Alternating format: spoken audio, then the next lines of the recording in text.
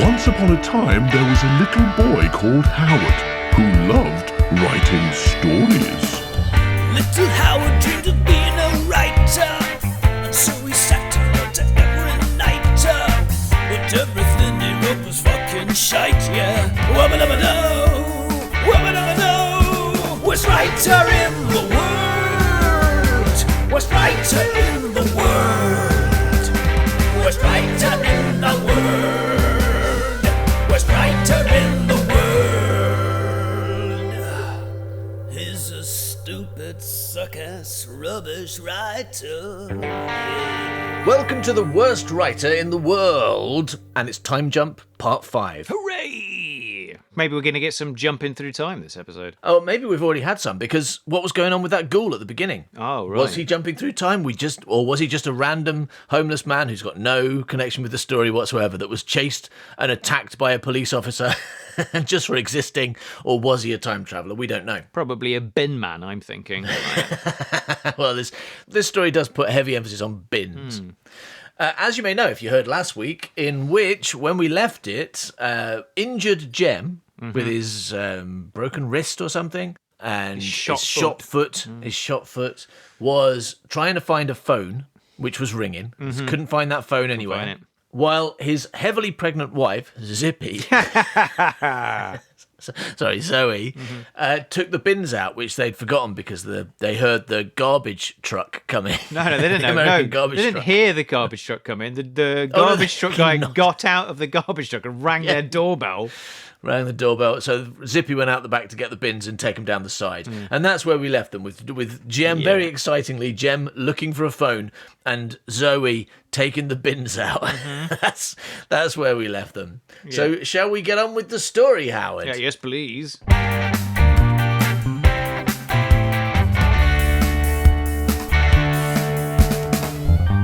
Interior bedroom, Jem's house. Jem has found the phone and presses the answer. C. I think the answer's C. Oh, no, it was B. Yeah. Jem says, "He." Screech, slam. Jem drops the phone and runs to the window. Zoe lies in the road, the bins spilled beside her. Shit. Equidistant in the other direction, the silver car skids to a halt. Jem bolts from the bedroom. Ooh. Jem races from the house, in two minds whether to go after the car or Zoe. Yeah, go and check the car's all right, Jem. Oh, did your car get dented when you killed my pregnant wife? Is it all right? Did your car all right? Because I tell you what, you want to be careful with a car that's as good as a Nissan Altima, Oldsmobile Alero, Mitsubishi Galant, Chevy Lumina, Ford Taurus, Citroen Zara, or Dodge Intrepid, or similar, whatever your car might be. I can't tell, let's be honest, they all look the same, but they're all great. Yes, exactly. But they don't all look the same now, do they? Because this one's now got, like, bin all over it. So maybe that's why. I was just really wanted to push the point that it was a regular-looking car before this accident, and now it's covered in bin. And blood. Yeah, blood and bin. Blood and bin, yeah. A car of blood and bin. Howard's new novel coming out soon. What's it about? Who knows? Who knows what it's about? I mean, how can you tell with a fucking stupid title like that? In two minds whether to go on immediately start on a revenge spree, or to help his wife, who just got hit by a car, his pregnant wife just got hit by a car seconds ago. He, because he's a nice guy, goes to Zoe. Yes. He skids to the ground in the snow beside her. Zoe is in a bad way, cut and bleeding, a deep gorge in her forehead. Oh, shit. Probably he's going to go, like, parasailing down that, isn't he? I mean, you can't really have that deep a gorge in your forehead, can you? Because you'd need a really massive head, wouldn't you? You can have a small gorge. Did I say gorge? Yeah, that's what it says. Hang on. Yeah, that's what you said. Is it not what it says? It's no, it does say gorge. Yeah, I didn't even register that is the wrong word. It's gouge, right? But no, you're. I wasn't quite. My brain wasn't quite connecting with that. Yeah, it says a deep gorge. Oh, I'm just going to go. I'm just going to go spelunking. I'm just going to go spelunking down your gorge. Or could you help me?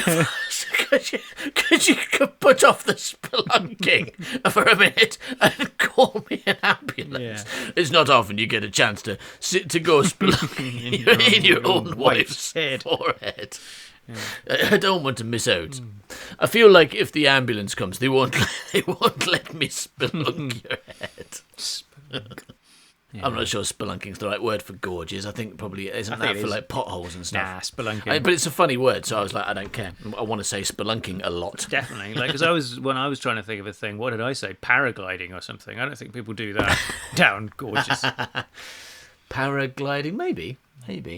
No, there'd have to be a wide gorge, I guess. But yeah, there are wide gorges. I wanted to say whatever it was people did down gorges, but I couldn't think of it. Yeah. And then you said spelunking, and I'm like, yeah, I'm pretty sure people love spelunking down gorges. Everyone loves spelunking down a gorge, especially a head gorge. Yeah. And if you'd like to get your "Everybody Loves Spelunking Down a Gorge" T-shirt, then just head Down a head over. gorge. Let's make it down a head gorge, please. Yeah, okay. Jem says, Zoe, can you move? Are you hurt bad? Yeah, look at my forehead. I've got a gorge in it, for fuck's sake.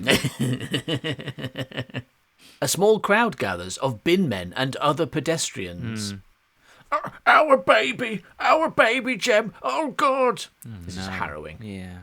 It's to be honest, it's slightly less harrowing because Zippy is performing it. Yeah. And now I'm kind of glad I chose that because this is awful and it'd be horrifying to watch. But the idea of a puppet lying on the ground with a gorge in its head, going, "Oh no, my baby's in trouble." That's gonna. I can probably deal with that. To be honest, like of all the possible people in the world that do have a gorge in their head, Zippy is the closest to it, right? Yeah.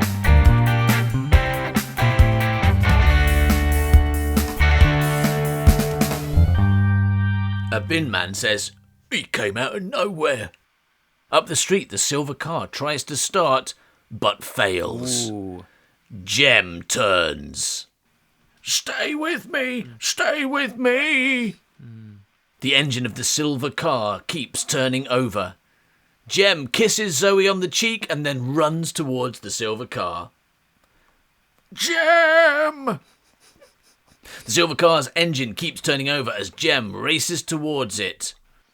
But can you guess what's going to happen? Just as he is nearing, the engine starts. Ooh. The car begins to move off as Jem leaps on top of it. Ooh. It's picking up speed and Jem is trying to hang on, trying to smash the window with his cast. Yes, this is what usually happens to heroes in films, though, isn't it? Like like zombies are coming for them, or like murderers are coming for them. Oh, right. And they're desperately trying to stop. You mean the hero would be in the car? Yeah. Yeah, okay. But I'm like, no, fucking hell. Yeah, come on. Hit and runner, you can do it. Yeah, he's trying to smash the window with his cast. I mean, that is zombie stuff, because no person who's in pain in a cast can start beating a windshield with a broken wrist. The car goes faster and swerves from side to side. This is going to be difficult on your street, isn't it? Because your street has like cars parked up either side, and you can only like drive one car at a time, right? Like most streets in London, most residential streets. Yeah. Jem manages to crack a window before being thrown from the roof and landing in the snow. The silver car speeds off. Jem sits exhausted in the snow.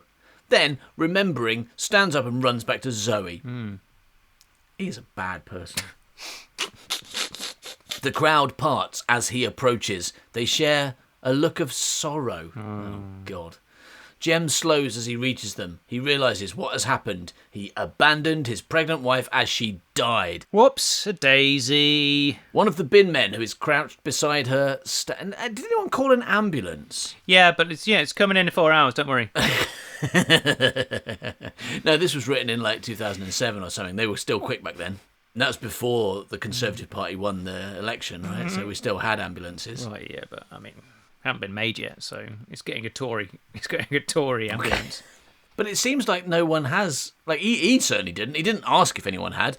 He ran out. She's like, oh, I think I'm dying. He's like, brilliant. Stay there a minute. I'm just going to go and chase this car. Then I'll get you an ambulance. Oh, no, you're dead. Somebody always phones an ambulance. Yeah, but you don't assume if that's your wife. Right? Or in fact, if it's not. If that's a stranger, you still check. Has anyone called it? Yes, okay, you've called an ambulance. Brilliant. I'm just going to go and jump on this car and bash its window with my cast. That's right. We've learned that because we've seen it in movies. The lead always yells, call an ambulance to somebody. They do that, don't they? One of the bin men who is crouched beside her stands and says, sorry.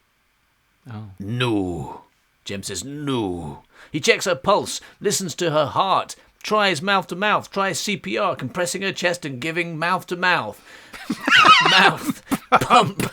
Mouth. Pump. Pump. No, it doesn't say that. Unfortunately, you've only done that once. Jem says, come on, come on, come on. I think it's, if you've got a big gorge if you've got a gorge in your head and someone keeps pressing you, your brain's going to start popping out, isn't it? Yeah, that's true. Her brain is on the floor now. He keeps trying, but it won't work because her brain fell out. She's dead. Zoe is dead. Yeah. That's what it says. Zoe is dead. Probably because of that hole in her head, right? Is like CPR the correct methodology for somebody who's got a big hole in their head? Mouth to mouth. Yeah. She didn't drown. She wasn't drowning, Jem. She's got a massive hole in her head. But I do see that all the time in movies and films. Yeah. It's like, well, this is what you do when someone's injured. It's like, well, not all the time. Yeah, not in every situation. Not all the time. She's been shot in the head. Yeah. Quickly. Don't start chest Kiss her. compression. That's not going to help anyone. Wow. Well, that was intense. Yeah, I'm sorry. I guess this is the inciting incident then. The opening scene was like a hint of what was going to happen later, I guess, because we get to see someone trying to do something, but this is the thing that causes him to want a time jump, right? Mm-hmm. Got to time jump backwards and save his wife from getting car jumped. Yeah, I mean, or maybe what he wants to do, rather than save her, what he wants to do is go back in time and stop himself from jumping on that car. That's why it's called time jump. He goes back in time to stop himself from jumping and to stay with his wife while he was dying instead. That'd be an improvement on what he did just then. That was some bad jumping. That was some very misguided jumping. He should have stayed with her instead of getting all excited about jumping. I'd love to stay and look after you and call you an ambulance and try and stop your head gorge from killing you. But I've just seen some brilliant jumping I want to do. I've got an opportunity over there to do some great jumping, and I don't want to miss out on it. So I'll be back in a minute. Try not to die for a minute, okay? I know you're clearly almost dead. You got a big hole in your head. You're bleeding out. But just hold on for a minute while I go and do some jumping. Okay, jump. Okay, back. Oh, no. Oh, how foolish of me to be distracted by the jumping. Oh, now I'm going to have to go back in time and explain to myself to remember to prioritise my dying wife over an opportunity to do some jumping. Do you think that his middle name begins with a P? And is his name really Jimp Cadle? Yeah. And he is the titular time jump. Steve Jump in Time Jumps.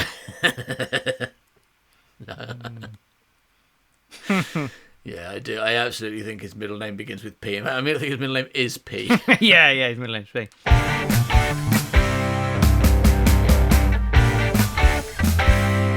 Cut to interior St. Anne's Church Day. It is January. The church is ancient with stained glass windows, etc. Etc. Wow. So does that mean that everything else is stained glass? Like stained glass vicar and stained glass Jesus?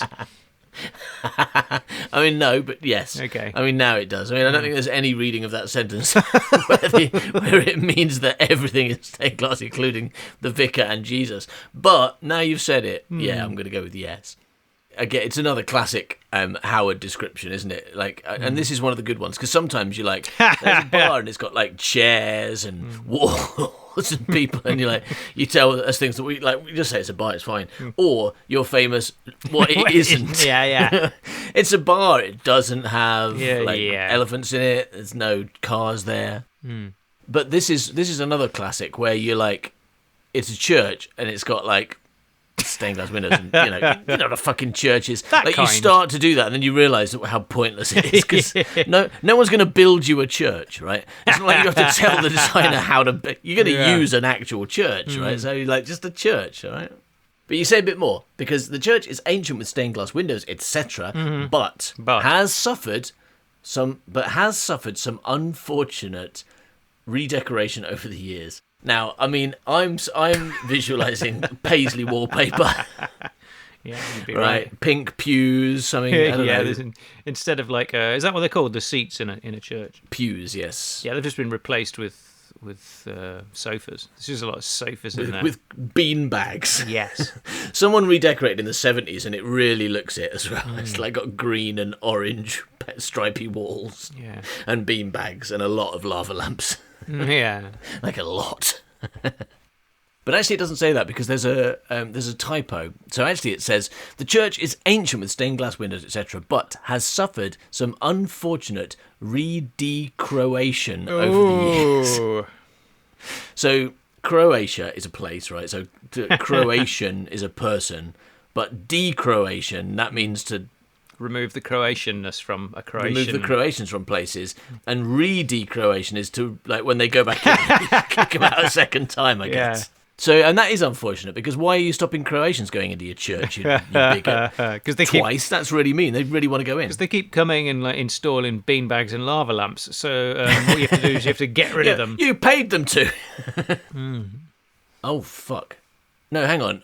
You know how I said I'm hoping for paisley wallpaper, and I was like joking. And right. Well, the next line is describing the unfortunate redecoration. Plaster walls hung with wallpaper from when it was turned into a community centre. Oh, I see. A church. Are you thinking of a church or a church hall, I wonder, here? Because a church, like a church's walls being plastered, right? Like the stone walls of a church, an ancient church. It's not a modern church. It is an ancient church with stained glass windows, but with plastered walls and wallpaper on them. So it's like a big room, but with stained glass windows. Yeah. Scaffolding has been erected against the altar wall, and a few people are working in different areas at returning it to its former glory. So okay, so this is not a funeral, right? This is not a funeral. Because I thought, since we just went from someone being dead to, like, a week later in a church, I was like, well, this is a funeral. It's going to be a bit depressing. Yeah. But then I understand. I understand what this is. Either they're really cheap and they were like, I've got to have a funeral for my wife, but the local church that I went to, they said you can't do it here. We're redecorating. Yes. We're taking the wallpaper down in our church. And I said, okay, but what if you just carry on around the funeral and charge me half price? And they were like, yes, that sounds fine, okay. It's like one question, though. Your dead wife, she wasn't Croatian, was she? Because we're trying to de-Croatianize the building at the moment. Yeah, well, and we've done it. We've pretty much got rid of all the Croatians now. What we don't want to have to do is re-de-Croatian it, right?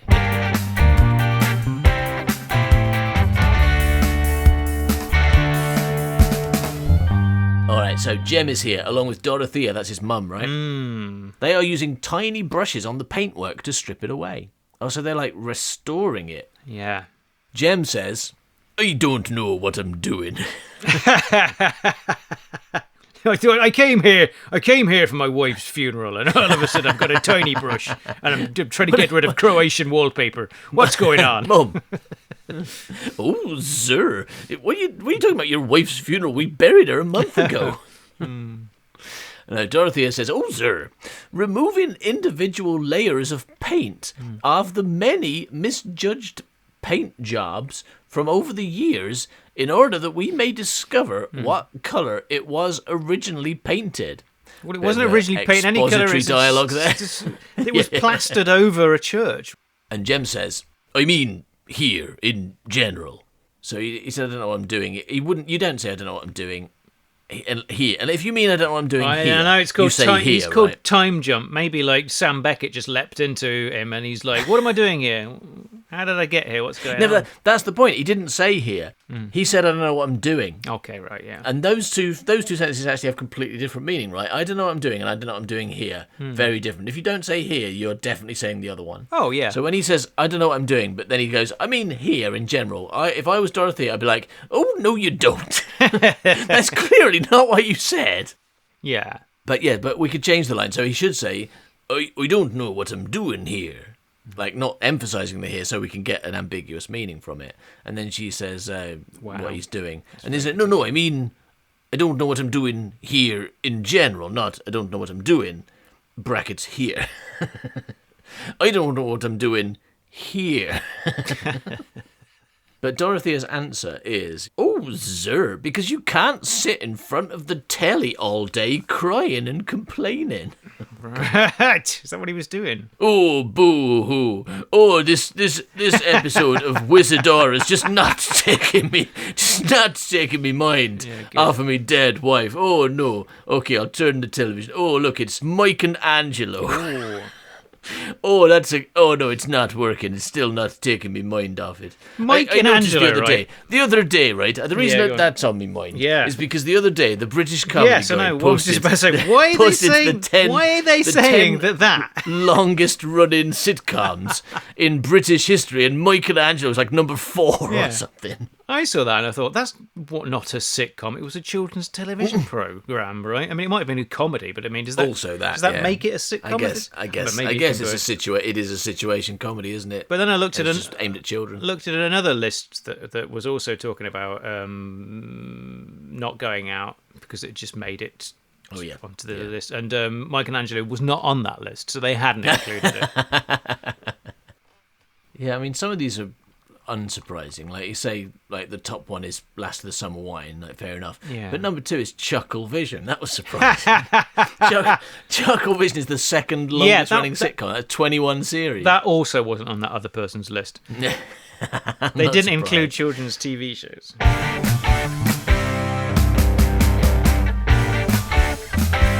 So Howard, do you know what I miss sometimes? Listening to Gret Binchleaf books. You remember when we used to do Gret Binchleaf books? When we used to do them, they were great, weren't they? Yeah, they are. And did you know we still do secretly? It's just that now I did. That's why I was confused when he's saying we used to do it, and I literally did one last night. Well, for people who haven't signed up to our secret gang, they might not realise because it's been fucking years since we put a full Gret Binchleaf book out. The last one was probably Very Bad Dog, I guess, on the worst writer in the world. Mm-hmm. Do you know what one of my favourite Gret Binchleaf books is? Yeah, I do. It's The Infinitely Big House. It is, right? Yeah, I love Gret Binchleaf, The Adventure of the Infinitely Big House, because of that massive house that's in it. Right? Yeah. But also some great characters like Albert Truthfinger. Oh my God, a rat ate my ear off. That's a pretty great character. Yeah. And of course, that one of the greatest villains we've ever created in the Gret Binchleaf canon is the Leg Monster. Right? Pretty great character. Amazing. It's so good. And do you know what the best thing about The Infinitely Big House is? Firstly, you can listen to the first episode on this feed for free, and you probably already have. Chapter 1 of Infinitely Big House is available on this feed, and if you like it, you can either join the gang to get hold of it, the whole thing immediately, as well as loads of other stuff, or you can now just buy that book. Oh yeah, no commitment. No commitment whatsoever. Just buy it like you buy anything else. Mm-hmm. If you go to patreon.com/manbycow/collections, then you'll find The Infinitely Big House there, available for just $10. 10 English dollars. Yeah, 10 amazing. US dollars, or the equivalent amount in your currency. It should just come up automatically. And you can just go and buy it. And if you like it, then you're happy, aren't you? Yeah. I mean, you will like it. It's a great book. I liked it as well, yeah. Anyway, let's get back to Time Jump, which is a good story, but does falter a little for me by its lack of leg monsters. Leg monster.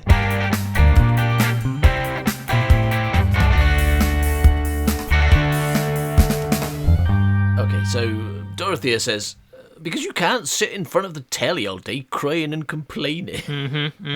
Love that image. It just, I mean, I want to take it seriously. You know, his wife has died in a horrific circumstances, and yes, of course he's mourning, but that line makes it sound ridiculous. You can't sit in front of the telly all day crying and complaining. Jem says, I don't want to restore this fucking church. I want to knock it down. Wow. Wants to knock a church down. That's a weird response to someone dying. Dorothea says, "Ooh, sir, shush, language. The vicar is in. Look, the stained glass vicar is over there, look. Stained glass vicar. Dear Jeremy. You're doing fine, dear. In time, things will become easier. Maybe you could do something slightly more destructive under that wallpaper. Under that wallpaper, ghastly, is plaster, and that all needs to come off. Yeah, you do something slightly more destructive under that wallpaper. I don't think I can fit under there. Lord knows why they ever plastered over stone. Yeah, that is weird, right? I know why. Cut to interior St. Anne's Church later. Jem wields a pry bar, which he attacks the plaster wall with. Attacks it. It comes off in great chunks. Beneath the plaster...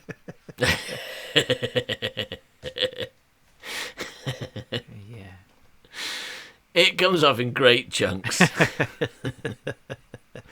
Beneath the plaster, a wooden wall is revealed. Ooh. Dorothea and the vicar, a middle-aged woman, are stood watching. Very progressive. The vicar says, "Wood!" Dorothea says, "Oh, sir, indeed, it's well wrapped, like past the parcel. I wonder what delights are hidden within." Right, so she's talking about, like, they took the wallpaper off, they took the plaster off, and now there's wood. Yeah. So she thinks she's playing past the parcel.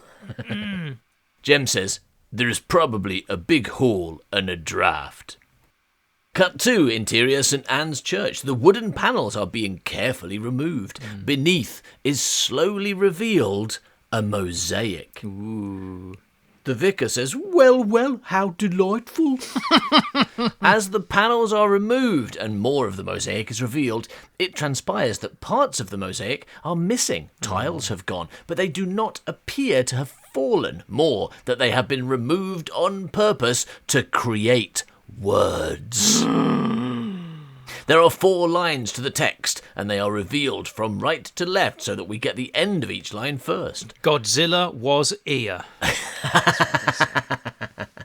The years have not been kind, and some of the words are hard to make out. The vicar says, "Good heavens." Dorothea, "Oh, sir, somebody appears to have performed some medieval graffiti." That's how they did it in medieval times. They used to remove tiles. It was really difficult when there weren't any tiles. They'd have to go and do a lot of tiling first. Interior St. Anne's Church later. When all the panels are removed, there is a wonderful religious mosaic of Jesus. Stained glass Jesus in the Garden of Gethsemane. Ooh. But marring this is the graffiti, which, although difficult to full comprehend, reads something like this. Something like. I mean, like, come on. All right. Because, like, someone's got to make this. Somebody's got to do this. No, it's got something like this. It is J-E, missing letter. Oh. Wonder what that could be. J-E, missing letter. C-H, missing letter, E. So what's Jem's full name? Jem Cadle. D-O, 2 missing characters, T.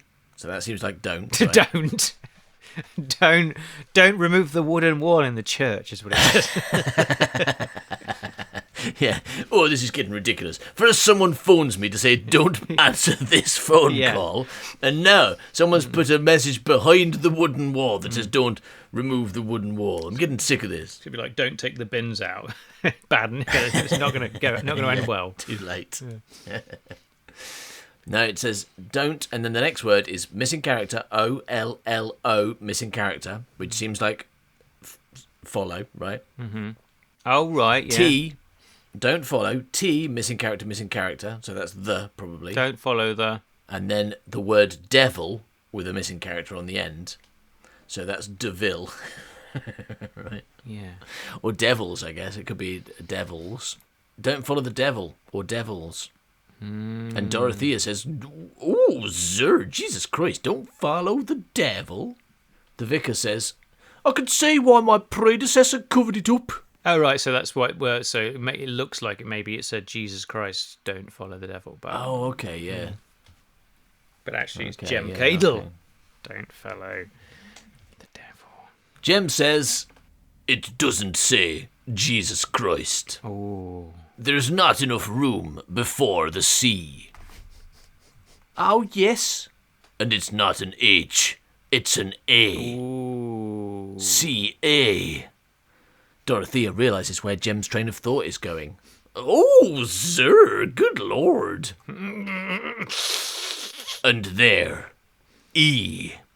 For those who have not realised what Jem is implying by this point, he steps up to the mosaic and traces the letters with his finger against the missing tiles to illustrate Jem Cadle. Impossible? Jem Cadle, don't follow the devil. To be honest, I didn't really need that advice. Great advice, you know, I mean, number one, I don't really believe in the devil. But if I did meet him and he was like, follow me, we're going somewhere great. Yeah. Don't worry about it, Jim. It's brilliant where we're going. Just down these stairs, a very long staircase, but just down here. Come on, follow me now. I think I'd say no. Yeah. I wouldn't be like, oh, yes, brilliant, I'll follow the... Oh, no, hang on, I remember that message I got from a wall. I remember that message I got from a wall in a church. That said, don't follow the devil, so I'm not going to do it. Little Howard dreamed of being a writer, and so he sat and wrote every night. But everything he wrote was fucking shite, yeah. Wubba-dubba-doo, wubba-dubba-doo. Worst writer in the world, worst writer in the world, worst writer in the world, worst writer in the world. Thanks for listening, everybody, and don't forget, go to patreon.com/manbycow/collections to buy books if you want them. Buy milk. Bye-bye, milk! He's a stupid, suck-ass, rubbish writer. Yeah.